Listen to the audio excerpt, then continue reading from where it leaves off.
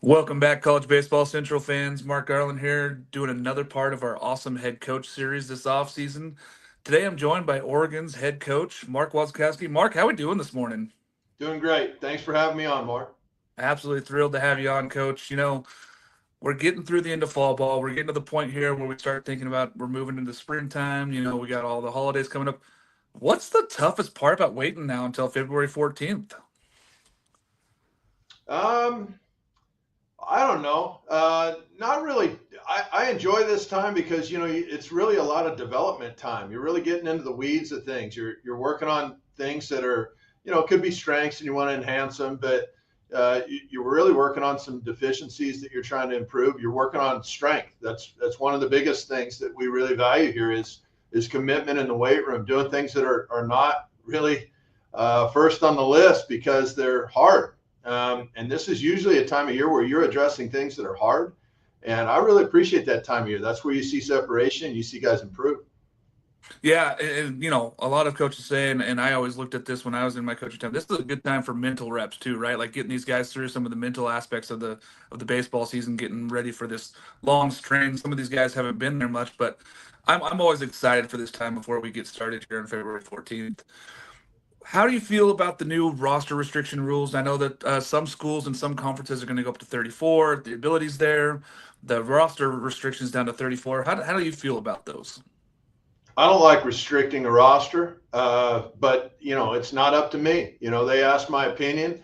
I told them that I didn't like restricting rosters. I don't like restricting people having opportunities. I mean, if there's coaches that can manage a roster within reason, it doesn't need to be north of 50. I can assure you that. But within reason, giving young guys opportunities, I think is part of what we do, right? And if you can't handle a roster of 40 players, I don't know. I don't have a problem handling a roster of 40 players, 45 players, even 50 players would be on the high side, but I could still see value in that in the development.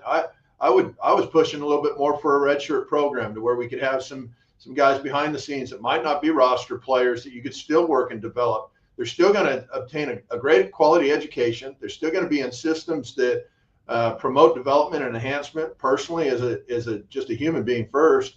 And then physically and all the other advantages that these athletes get at schools like I work at the University of Oregon, some of these other great schools, it's, to minimize those opportunities and cut them down, I'm just not a fan of. I think that we should all be able to manage rosters at a reasonable size. And that was my push, but, I don't know, 34 is where we're going to be.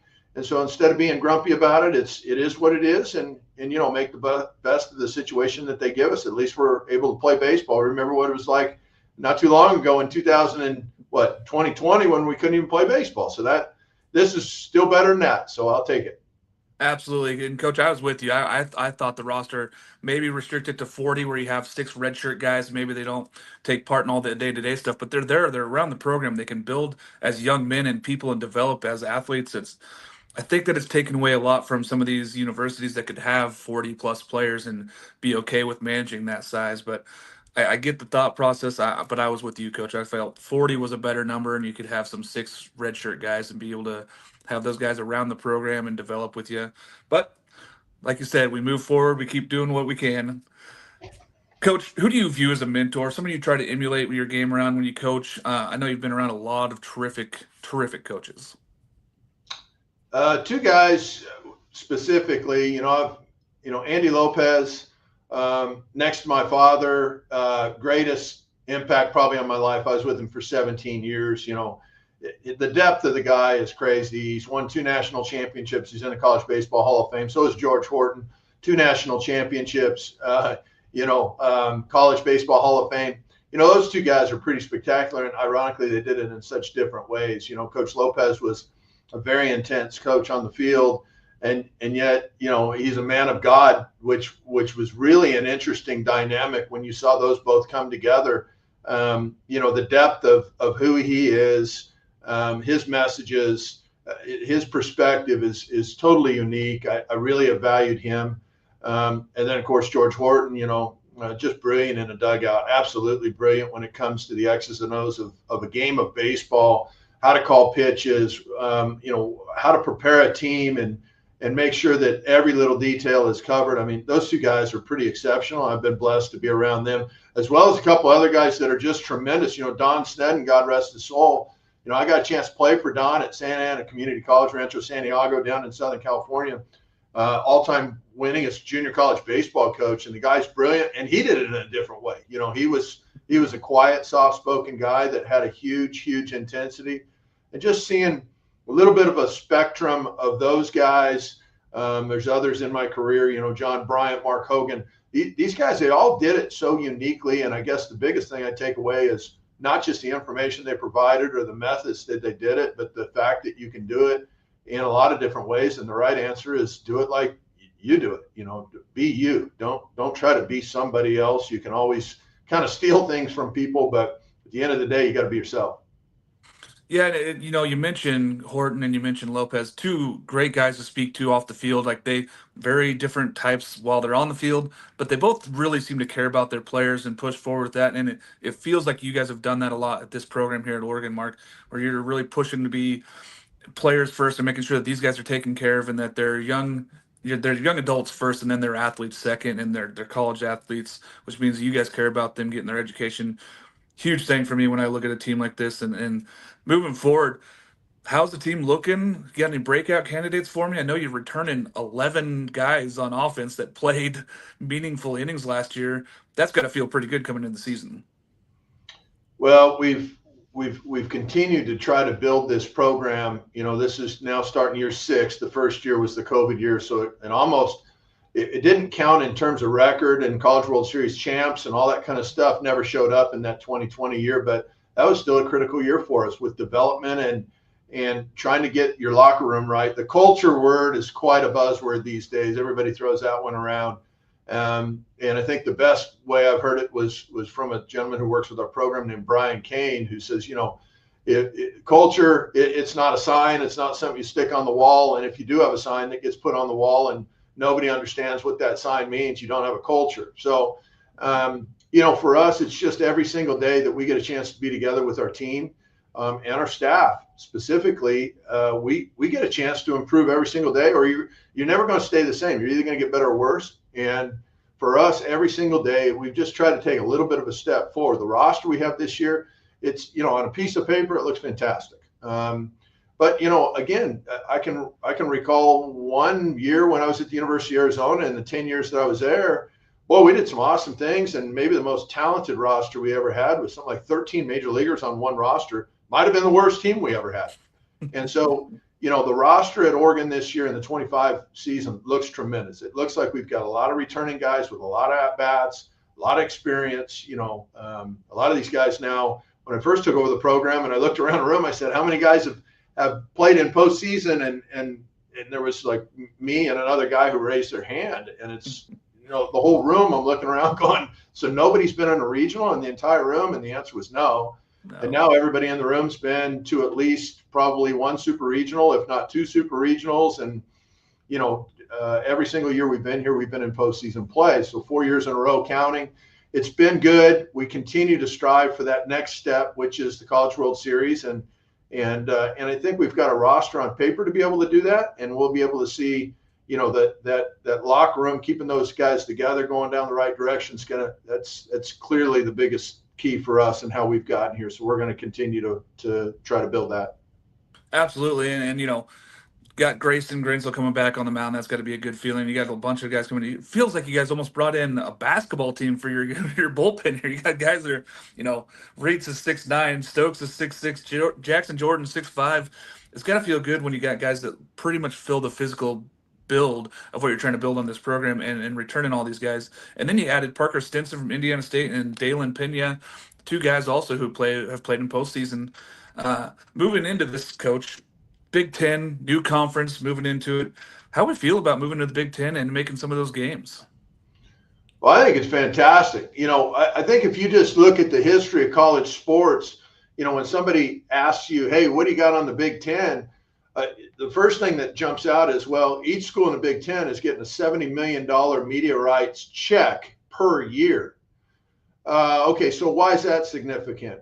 The history of college athletics, or specifically just college baseball, When you look at the trail of the money, whether it's Rod Dato's Southern Cal teams, Rod Dato had a trucking company that multiplied scholarships and assisted that program to be able to extend scholarships to more people than the other programs, the competitors that he was up against. And you saw the results on the team. You saw that spin into, West Coast dominance when the West Coast, the Arizonas, the Southern Cals, that entire area there in the 80s, and it was all West Coast. It was 70s, all West Coast. And that's where the financial impact was, and the commitment financially was strictly on the West Coast. Then you saw Skip Bertman's excellence at LSU result in 5 national championships. He did a tremendous job of getting connected with the legislator there in the state of Louisiana, to where they had all in-state scholarships for their people, plus some other things that were clearly benefiting Skip's program that others didn't have. And it was brilliant by Skip to do that within the rules, to master that. You saw that then all of a sudden the first media television rights contract went to the SEC. And you saw the SEC explode, and not just in baseball, but you saw the SEC explode in college softball, for example. It went from a nothing conference to a conference that was in the Women's College World Series now quite a bit. And it was strictly connected to the funds that were going into these institutions. Nobody else had a media rights contract even close to the SEC. And you saw them capitalize on it for that next period of time. Now, all of a sudden, here we are. We're in this, everything just got flipped on its head, period. You got all these conference realignment discussions, and now everything's settled. Well, luckily at Oregon, we've got the #1 brand in the country. And now all of a sudden, we're in the conference that pays the most in terms of media right contracts. And so when you look around here at the facilities to start with, and that's our starting ground, and now you've got the #1 brand in college athletics, and we're going to get the biggest media rights contract, where historically you've seen the results for those conference teams, and specifically those universities that are getting those paychecks. You've seen it explode university-wide for the athletic department. I don't think you're going to see anything different with this. I think for the next 10 years plus, you're going to see an explosion of Big Ten schools capitalizing on this. You're already seeing right now in college football. 4 of the top 5 schools, which you wouldn't have ever dreamed of a year ago, 4 of the top 5 schools right now in college football are coming from the Big Ten. And you're talking about this happening quickly, really quickly, the impact of this new contract. And I think you're going to see this impact really extend for the next 10 years plus. It's the biggest thing that's ever happened in college sports. Why wouldn't it impact the Big Ten schools at the best level? Yeah, and baseball gains a lot of this, right? It might be a little bit of runoff at some of these schools, but they're going to get better. They're going to get bigger. They're going to get better facilities, and that brings in better talent. And then having the addition of the West Coast teams here, Coach, it makes a huge difference. And the Big Ten has always been, an afterthought conference for a long time. They were really good in college baseball. They were always in Omaha. They always had teams going. They always had teams competing for a World Series. They've had teams on the cusp. The Marylands, Iowas, Indianas have been there. They've had a lot of teams really close. I feel like this is the year where that Big Ten baseball gets right back into it, and I think you guys are a big part of that conversation. What series are you most excited for, or games are you most excited for this year, Coach? Well, for me, the first one. It's always the first one. Coach Lanning's done a tremendous job of, every week you're trying to go 1-0. Well, in college baseball, it's a little bit more than 1-0, because every week you're playing, between 3 and 5 games probably a week. But you're trying to go 1-0 every single day, right? And so for us, the biggest series that we have is our first series, because that's the one that we get a chance to play first. And so when we keep that mindset, we keep it simple. We try to keep the schedule small. Out of a 56-game home schedule, we're blessed. We get to play 36 home games. Yeah. Out of a 56-game regular season schedule, to play 36 of them at home at PK Park. Awesome facility, unbelievable facility. The commitment that they have here at Oregon with the facilities is crazy good. The place is, in terms of attendance, the season ticket sales over the last 2 years have increased twice now, 500%, 2 years in a row. The place is getting sold out. The people of Eugene love baseball. They're seeing a good product on the field, and I think the product this year got a chance to even improve over the last 2 years, which has been super regional level product, and probably just a click short on the pitching side for us to advance out of that super regional round, which is what we've tried to address. Absolutely. And Coach, I've been to ballparks all over the country. And I told people 2 years ago at that Old Dominion, I was like, this is one of the loudest and best ballparks in the country, and it's very exciting. I think that you guys going to back supers has really brought in the crowd. I think that they're buying into what's going on. I think they're buying into the program. I think they really believe baseball here in Eugene can be a big thing. And they're seeing it, and you guys are returning on the product and giving them a great product on the field. I love it. I love coming down to PK Park. It's one of my favorite parks to visit. I get there at least a couple times every year. So this one here is the one, Coach. How do you make it to Omaha? How do the Ducks get there? I mean, I know it's just been on the doorstep a couple years in a row. How do we make that next leap? I think specifically, I just hit on it. I think it's just one more pitcher. You know what I mean? And I think we've added now the depth that we've been looking for. You know, we've now been able to develop the strength in our program to be able to do the things we're doing offensively. Continuing that, I think, is a really important trend. You know, when we first took the program over, we went all in on the weight room. We really did. We went all in on the weight room and said, it's a big man's game. And we're going to invest in weight room and in technology to where nobody in the country is going to have an edge on us in either one of those two areas.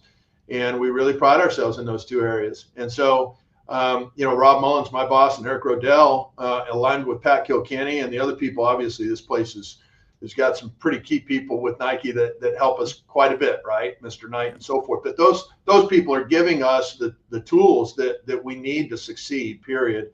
And so for us, what's the next step? It's to get to Omaha. How do we do it? I think it's just program-wide depth and development. And I think now you're going to see that in this 2025 season. Absolutely. Looking forward to it, Coach. Cannot wait to come down to Eugene and watch you guys, and hopefully we'll meet in Omaha again. Coach, I'm sure we'll get to meet some more here during the season. I'm excited to speak to you more here in the spring. Anything you want to add out there to the Duck fans that are out there watching, getting pumped and excited for this baseball season? I know they're still excited for football, but we're getting around the corner. This is getting close. Yeah, I mean, Duck fans have got it pretty good right now. You know, we got the number one team in the country on the football field. You've got men's and women's basketball teams that are undefeated. You got a top 10 women's volleyball team. It's not just one sport around here. The track and field, you know, they've won 34 national championships and they have the best facility in the world. Yeah. This place is awesome. And so for anybody that's out there thinking about, wow, where should I go to school? It's not just about a nice facility. This place is awesome, and the people of this place make it even better. And so, I don't know. I think it's great what you're doing. You're promoting college baseball. We really appreciate that. And college baseball is promoting itself right now. It's the largest growing game that there is in college athletics, and it's great to be a part of it right now. Yep, and I tell people all the time, go down, catch a game. If you have not seen a game at PK Park, you are missing out. It is spectacular, this season especially. Coach, thanks for coming on and joining us for a little bit. Good luck this season. We'll talk more in the spring. Thanks a bunch, Mark. Go Ducks.